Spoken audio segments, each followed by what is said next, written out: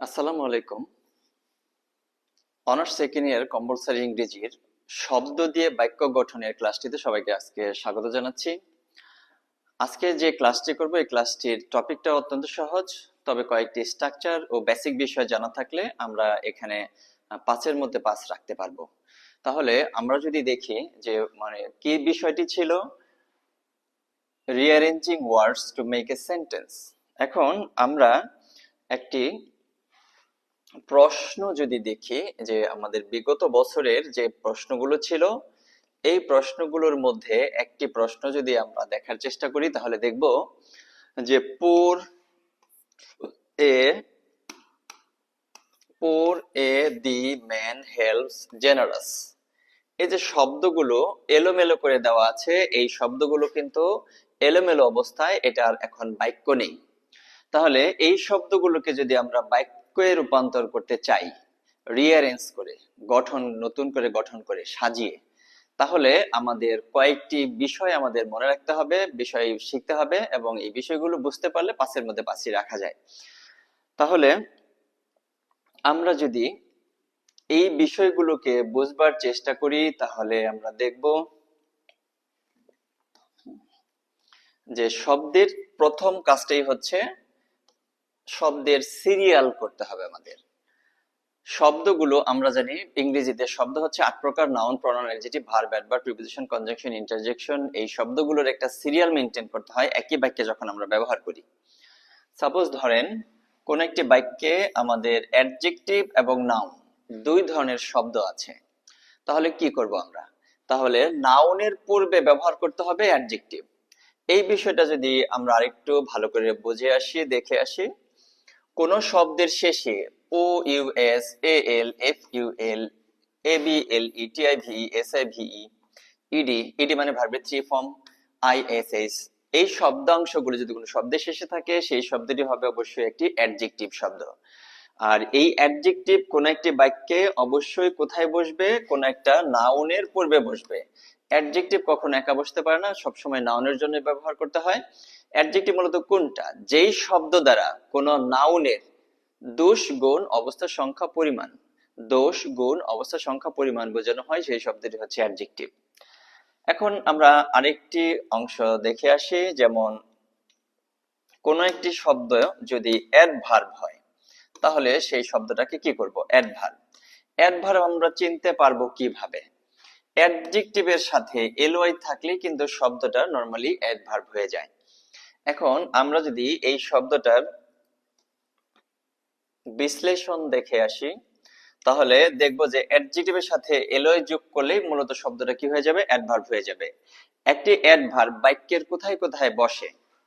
তাহলে যে কোনো বাক্যের শুরুতে অ্যাডভার্ব বসে, যে কোনো বাক্যের একদম শেষ শব্দটি অ্যাডভার্ব হয়। আর মানে এলওয়াই যুক্ত শব্দ যদি আমরা থাকি, যে বাক্যের মধ্যে এলোমেলো করে দেওয়া শব্দগুলোর মধ্যে কোনো একটি শব্দ যদি অ্যাডভার্ব থাকে আর মানে এলওয়াই যুক্ত শব্দ থাকে, পুরো বাক্যের প্রথমে লিখতে পারবো, অথবা কোনো একটি বাক্যের একদম শেষে লিখতে পারবো, অথবা মূল ভার্বের পূর্বে লিখতে পারবো।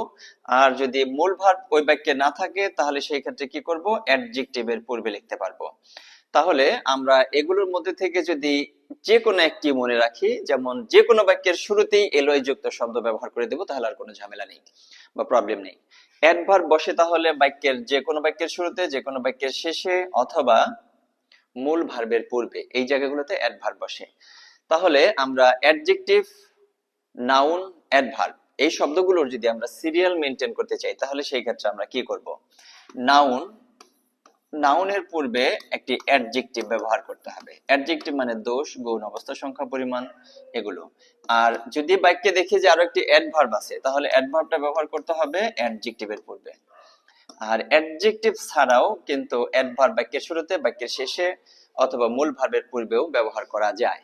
তাহলে আমরা শব্দের সিরিয়াল দেখে নিলাম। শব্দ যদি এই প্রকার থাকে তাহলে আমরা কিভাবে সিরিয়াল মেনটেন করব।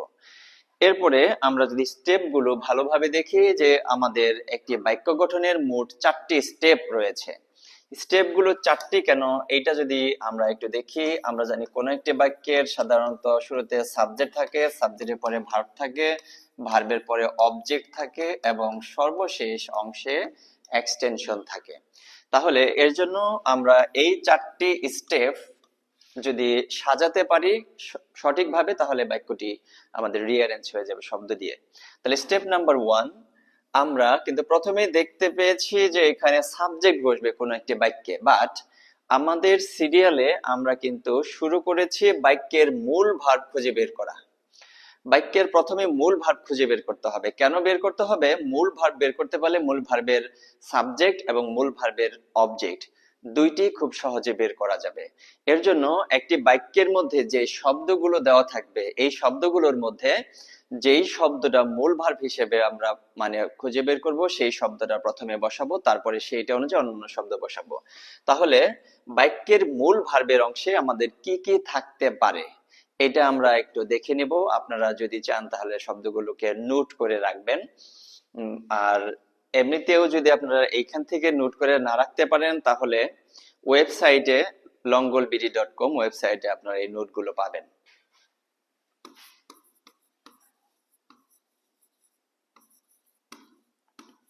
longolbd.com অথবা এই ভিডিওর সাথেই কোনো একটি অংশের লিংক দিয়ে দেওয়া হবে।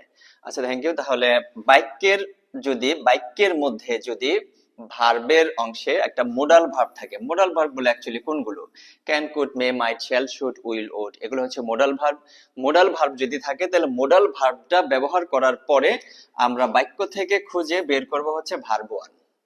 তাহলে কোন একটি বাক্যের মধ্যে যদি can, could, may, might, shall, should এগুলো থাকে, এবং সেই ক্ষেত্রে এইটার সাথে আরেকটা খুঁজতে হবে, সেটা হচ্ছে বাক্যের কোথাও একটা মূল ভার্ব আছে, সেই মূল ভার্বটাকে এই মোডাল ভার্বের সাথে আমরা রেখে দেব।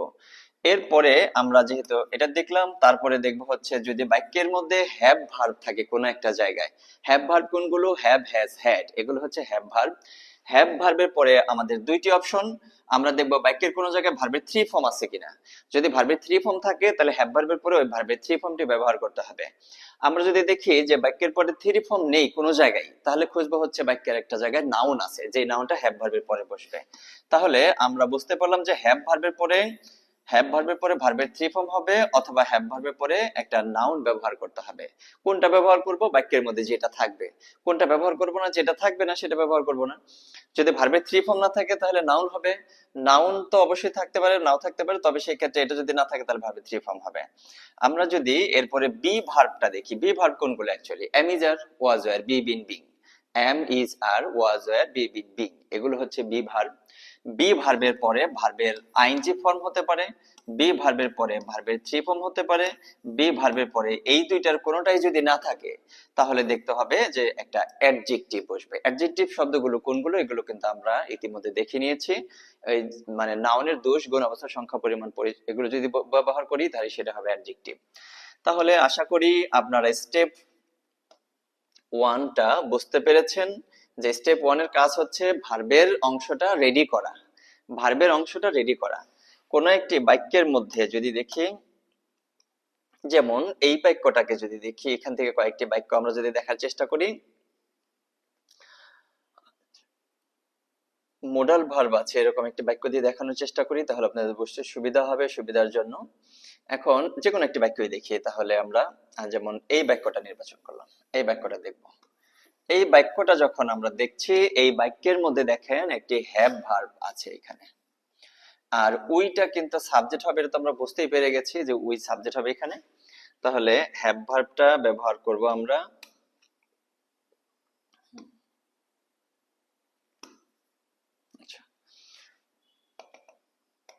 আচ্ছা, হ্যাভ ভার্ব। আচ্ছা, হ্যাভ ভার্ব দেওয়ার পরে এরপরের কাজটা কি?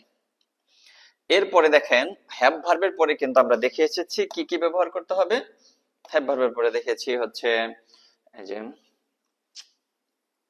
ভার্বের 3 ফর্ম অথবা নাউন। দেখবো যে বাক্যের মধ্যে ভার্বের 3 ফর্ম আছে কিনা। তাহলে আমরা দেখতে পাচ্ছি কিন্তু ভার্বের মধ্যে এখানে ভার্বের 3 ফর্ম আছে।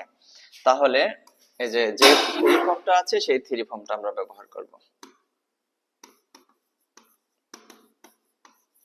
তাহলে এখন কিন্তু আমাদের এই বাক্যের ভার্বটা রেডি হয়ে গেছে। এই বাক্যের ভার্বটা কিন্তু অলরেডি রেডি হয়ে গেল। এরপরে আমরা দেখব যে এই ভার্বের জন্য যেহেতু এখানে হ্যাভ রয়েছে, এখন কি করব? তাহলে স্টেপ 1 আমাদের রেডি। তাহলে ভার্বের অংশটাকে আমরা কিন্তু দেখে এসেছি যে আমাদের প্রথম স্টেপটাই হচ্ছে বাক্যের ভার্বটাকে রেডি করা। মোডাল ভার্ব আছে, তারপর ভার্ব 1, হ্যাভ ভার্ব আছে, ভার্বের 3 ফর্ম, তারপরে বি ভার্ব আছে, ভার্বের আইএনজি ফর্ম, 3 ফর্ম বা অ্যাডজেক্টিভ। এরপরে হচ্ছে আমরা স্টেপ 2 দেখব। স্টেপ 2 হচ্ছে বাক্যের সাবজেক্ট শনাক্ত করতে হবে আমাদের। বাক্যের সাবজেক্ট শনাক্ত করাটা খুবই সহজ যদি আমরা ভার্বটাকে শনাক্ত করতে পারি। আমরা ভার্বের অনুযায়ী বাক্য সাবজেক্ট নির্ধারণ করব। যেমন হ্যাভ থাকলে সাবজেক্ট প্লুরাল হবে, হ্যাজ থাকলে সিঙ্গুলার হবে, ইজ থাকলে সিঙ্গুলার হবে। এখন মূল ভার্বের অর্থের সাথে এই যে আমরা কিন্তু এখানে দেখতে পাচ্ছি কে অথবা কার অথবা কি, এগুলো দ্বারা যদি প্রশ্ন করি, শব্দগুলোর মধ্যে থেকে যেই শব্দটা উত্তর আসবে সেই শব্দটাই হবে হচ্ছে বাক্যের সাবজেক্ট। এখন এছাড়াও যদি আমরা দেখি সাবজেক্ট হিসেবে he, she, it, they, we, I, you, এদের যদি কোনো একটি শব্দ বাক্যে থাকে তারাই এসে কিন্তু সাবজেক্ট হবে। অথবা যে কোনো নাউন বাক্যের সাবজেক্ট হতে পারে, তবে ভার্বের কাজটা যদি করতে পারে সে। অথবা everyone, everybody, someone, somebody, no one, nobody, none, one, all, এগুলো হচ্ছে ইনডিফিনিট প্রনাউন, এদের যে কেউ এসে সাবজেক্ট হতে পারবে। তাহলে এই সাবজেক্ট নির্ধারণ নিয়ে আমাদের খুব বেশি একটা প্রবলেমে পড়তে হয় না।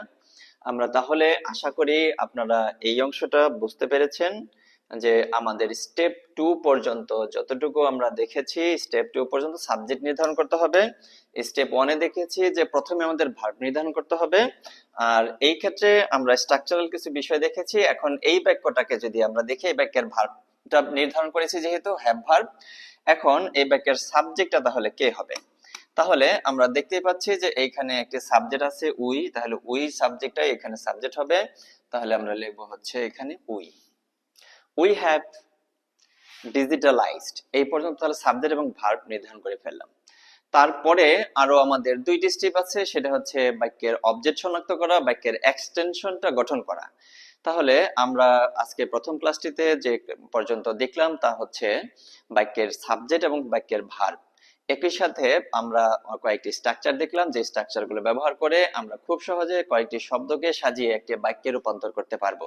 তাহলে বাক্যে রূপান্তর করতে গেলে আমাদের 4টি স্টেপ ফলো করতে হবে। 1 নম্বর স্টেপটি হচ্ছে আমরা প্রথমে ভার্ব খুঁজে বের করব এবং ওই ভার্বের সাবজেক্ট খুঁজে বের করব। এরপরে ভার্বের অবজেক্ট খুঁজে বের করব, তারপরে হচ্ছে বাক্যের এক্সটেনশন খুঁজে বের করব। তাহলে আপনারা একটু প্র্যাকটিস করে দেখবেন যে আপনারা বাক্য থেকে ভার্বের গঠনটা ঠিক করতে পারেন কিনা এবং ভার্ব অনুযায়ী সাবজেক্ট বসাতে পারেন কিনা। তাহলে সেই পর্যন্ত আপনারা সবাই ভালো থাকেন এবং পরবর্তী ক্লাসটিতে আমন্ত্রণ জানিয়ে আজকের ক্লাসটি শেষ করছি। আল্লাহ হাফেজ।